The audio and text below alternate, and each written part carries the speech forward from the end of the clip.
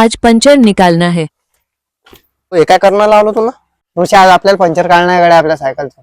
तुम्ही पंचरवाला दिसू राहिलो काय? अरे रोशा 10 रुपये देतो ना तुले. भाऊ 10 रुपये पंचर काढायचा तर मला 20 वर्षाचा अनुभव आहे. चाल बस मग. भाऊ तुला ट्यूब तर काढलं पण पंप तर आपल्याचा नाहीये. आपल्याचा आहे ना बा इसवी सन 1950 मधला पंप आणते होय. खरंच बे 1950 मधला पंप दिसू राहिलं. 100% महाभारतामध्ये युद्ध झालं वाटते.